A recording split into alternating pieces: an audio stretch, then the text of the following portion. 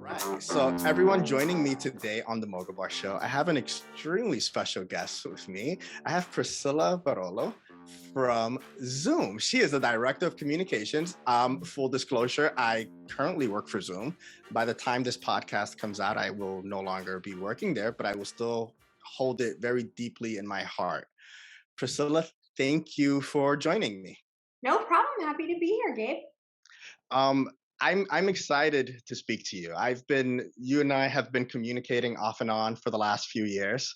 Whenever I join a podcast or um, anything else that has to do with the public, but we never talk about you. You, like what you just told me a little while ago, you are constantly organizing stuff for so many people in our company. What C-level to anybody else dealing with investors, whatever it is. But you have been here for 8 years. You were with Zoom when it was just a baby, learning to crawl, learning to walk, all of those fun things. 8 years ago, what was that like for you? What was that like? 8 years ago, you made the decision, you told your family, hey, I'm going to go work for Zoom. Was their first reaction, huh? Probably a little bit of but Zoom was my first job in the tech industry. I had been in nonprofits, and then I was getting my MBA when I started with Zoom. So I think my family and I all just saw it as, hey, it's this little tiny company, but it's in tech. It's a marketing job. That's what you wanted. So get started there. And we had no idea what Zoom would become, but it seems like a good way into the industry. So they were pretty supportive. Oh, that's excellent. Yeah, because I know that when I told people I was coming to Zoom, it was, a few years later, it Yeah. was established, but people were still looking at me like, You you sure? know, they're going up against some big dogs. Are you sure? I'm like, never gonna know. It's like n- never gonna know. So it was a good risk that paid off for you. But Yeah. what was those early days like? Because you're the director of communications now, but what were you doing when you started? So I was doing marketing. I would say it was a very unsophisticated, probably activity. So basically, like field marketing, sort of generalist type things. So I was doing events, and that was literally just a pop up table at a conference, making decks, writing blogs, putting out press releases. Um, Probably if I read any of them now, I'd be like, oh, but I thought they were good at the time. And I'd say there wasn't a ton of media relations because not a lot of the media was actually particularly interested in talking to us. But like I said, I did write press releases. I also just did all kinds of random stuff that you do when you're really early at a startup. So I like check the wording on our product UI. I actually voiced the early audio prompts and our company voicemail. I ordered office supplies. I ordered the cake for like our first company anniversary, or maybe like second company anniversary. So you sort of Jill of all trades kind of activities.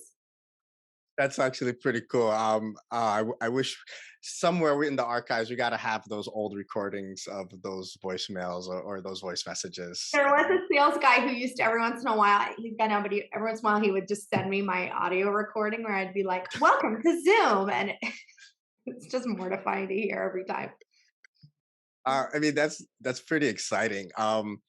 What was what was the atmosphere like when because at some point you saw the transition coming from what Zoom was to where we are now, but also like you said, this was your first job in the tech industry.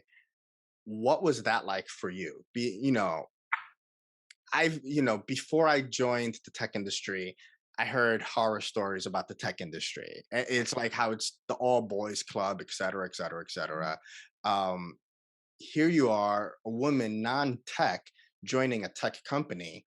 What was that like? And how have you seen Zoom grow? And do you think that you played a role in that? I mean, I think the thing about Zoom early days was that like the engineers and our leaders were from the tech industry.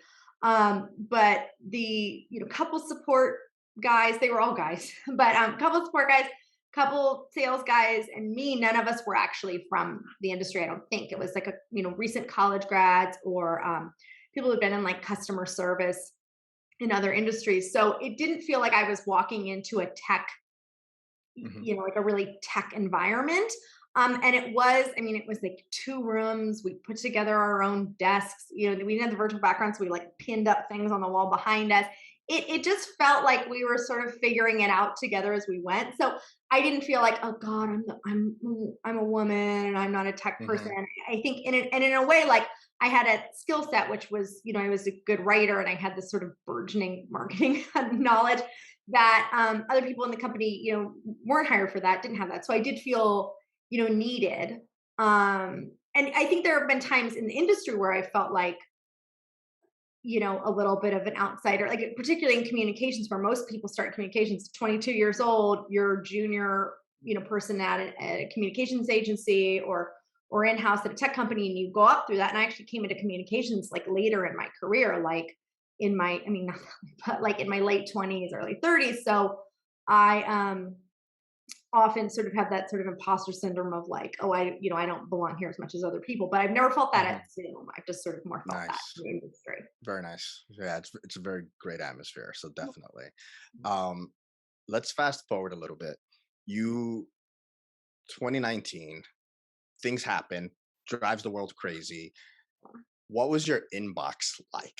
And specifically, I'm asking for your inbox because I used to have inbox mania where I tried to always get it down to zero, and I gave up on that a long time ago.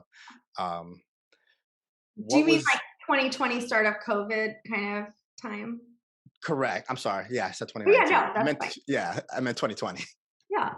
Well, it's funny. I was on maternity leave December 2019 till April of 2020. So I actually was watching what was happening at Zoom from the outside. And I'd be like texting people like, what is going on? And seeing like us on SNL, and things like that, and having family members call me and be like, I need to host a fundraiser on Zoom. How do you do it? And I'm like, I don't know. I'm not actually tech support. So it was, but then I did go back in April and it was, I mean, it was crazy. The inbox was crazy. I've never been an inbox zero person. I think I'm at inbox 10,400 right now. You just, you're one or the other, right? So, what was great though is, I have been able to really scale my team the past couple years and bring in some really awesome people.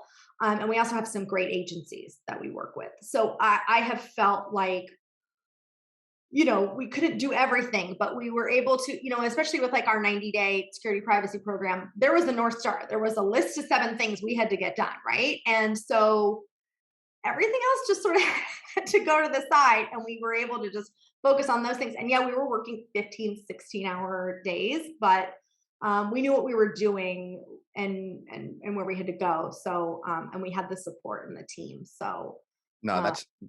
that's excellent.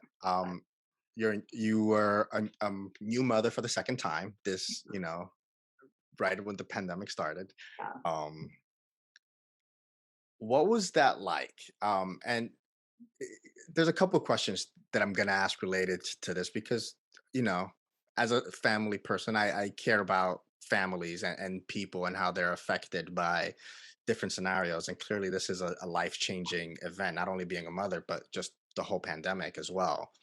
What was that entire situation like? And 10 years from now, what are you going to tell your children about this moment in history?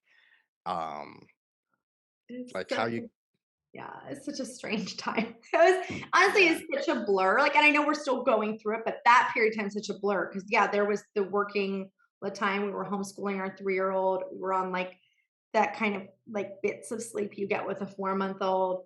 Mhm. And then we were doing stuff like lysoling our mail, because we were just terrified and had no idea how to protect ourselves. So, but then also, even at the moment, you're realizing, okay, well, we're lucky because, it's not like one of us is a doctor and is like, well, you hear the story of the doctors like sleeping in the garage away from their family, or, we Yeah, all we have a roof over our heads, we have food, we have our jobs. Like a lot of people were and have been, losing those things. of So, course, yeah. I think that was just very intense. And then I think like I was thinking about like the Mr. Rogers quote where he says he tells children when there's like a big disaster, he says, always look at the pictures. There's always people helping, and I think that's Yeah. like the most memorable part of a lot of this was like thinking about our frontline workers and our medical workers. And I think what Yeah. we did, not even, on the same level as that, but like I think, net on balance, I think we also were helping in our own, smaller Yeah, way. And for so sure. it was feeling, every tech company thinks they're saving the world, but I think we've been doing particularly rewarding work the past 18 months, even when it's Yeah, been. it definitely had an impact, and every person at the company, played a role in that. And I think, you know, just speaking from a personal perspective, the company played a huge role in how it supported the people in that environment. It enabled us to do the work that we needed to by supporting our families and supporting us, even from a mental health perspective, which I think is supremely important, that people take for granted. Yeah. Um, Speaking of mental health, how did you just reconcile everything? How did you just come to terms with everything that was happening and just say, you know what, okay, I need to take Priscilla time. It's just, Yeah. I'm a new mother, I'm tired. It's like you change the diapers. Okay, I'm going over here. I'm gonna go have a drink now that I can drink again or whatever. Well, I think even in the thick of it, which, and I've heard other people say this, so it's probably a little trite, but even in the thick of it, like I might be thinking whatever I'm meeting about's the most important thing in the world. I walk through that door out to my den, like no one gives a crap about what I was talking about. That's not important to them. They're 4 years old and 18 months old, and they need their diaper changed, and they need to show me a Lego, and they like whatever, right? And so I think that just like you instantly, like I can't think about this. I'm in, mom mode. Yeah, And it can be hard. You bring your phone and you're focusing on your phone and your kids at the same time. But I think kids have that kind of grounding effect. absolutely. Yeah.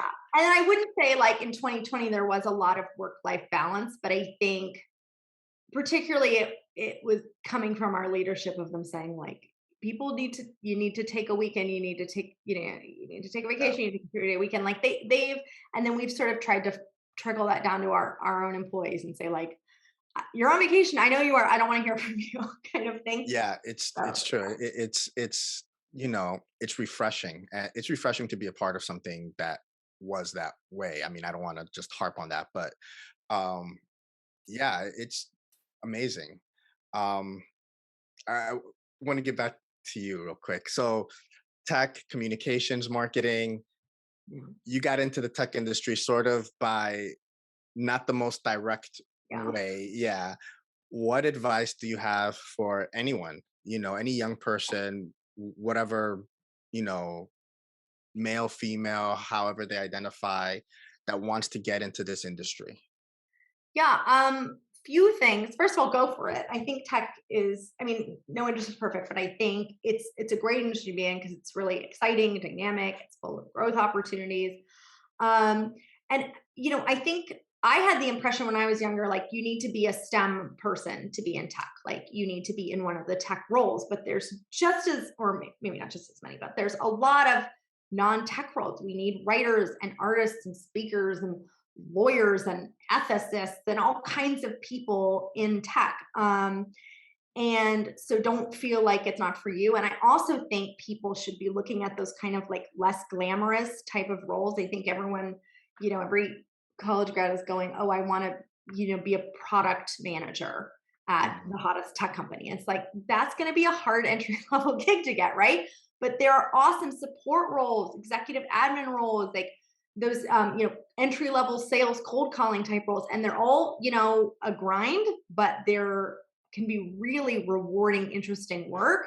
And like you might even find that role is great, or it's easier to move from one of those roles into a different role than it is to try to get your foot in the door in some of these like really sexy departments, right? Yeah. So I would think people should be really open-minded about what types of roles. It's really about like the company and is this a cool company? Are they growing? Um, because if something's growing, then you can get in and you can make a really big career for yourself.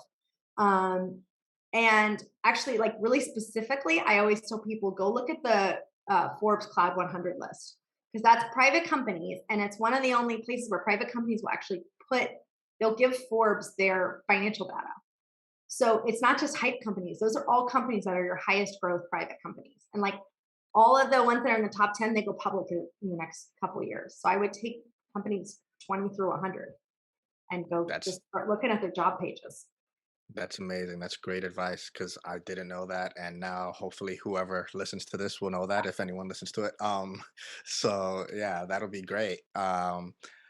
That's excellent because you never know what's going to happen. I started off my career as an audio engineer, ended up in AV, and somehow I'm working at a SaaS company. So there you go. Yeah, Who knew? there's principles. Uh, Definitely. no, that's excellent. Um, what's next for you at Zoom? Because you've done a lot. Yeah. So you're not done yet.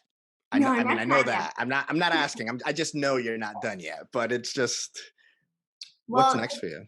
well, the big thing is, like I said, like I built this significantly bigger team over the past couple of years. So I'm really focused on like how do we make sure those people are happy and productive and ramped and have the resources they need, and whether that's like, budget or more people to get their work done. I mean, that's the only way to be a leader is to focus on, like, I can't do everything, right? So it's focusing on my people and what they can bring to the table. So sticking in communications and trying to support my people and I the people I've brought in, some of these leaders have, more years in communications than me, a lot more expertise in their specific areas of communication. So it's really a lot of listening and learning from them and trying to get them what they need to be successful. Nice.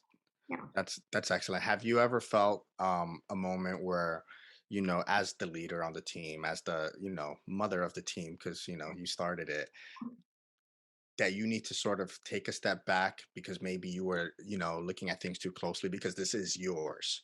And this is, I think we all sometimes we're so close to what we build that maybe we don't sometimes see the bigger picture, that we need to take a step back and just absorb it all and then sort of refocus. Yeah, I Um, mean, I think there are areas of communications where I knew, like, okay, that's not my specialty, right? Like social media or something like that. But what I've seen now is areas where I thought, okay, I know how to do this, like content or something, right? When you bring in a real leader in content who's been doing content for a long time and has a sort of a really global approach, then they're gonna bring a lot to the table there too and know how to ramp it up. And so yeah, it has been kind of me stepping back and going, okay, I'm gonna let you know what my priorities are, what I think Janine's, our CMO or CEO's priorities are, kind of give you these guardrails, and then like let me know what you need, basically. And yeah, I have had to step back. I mean, there was some moment where the first time where my team put out a press release at 6 a.m. and I wasn't on that call, and I just had to say, I trust you guys. You can put out a press release, and and then the rewards are tremendous because I'm laying in bed holding my kid or something. Press release. So yeah, I've been able to let go and delegate definitely because that's of that. excellent. That's always good. Priscilla, I'm not going to take up too much more of your time because I do know how busy you are. I'm actually one of the few people that's on the inside that I do know how busy you are. But what drives you? The last question is like, why do you keep going? Oh, well, I think a couple of things. I really love the people I work with, and I wouldn't ever want to kind of let them down. And you see how hard other people are working, so you don't just want to be kind of the weak link. And then, of course, like my kids and wanting to provide a great life for them and have them see like mommy, working and being a boss. I think is a good thing for two little boys to see. So Yeah, those are definitely drivers.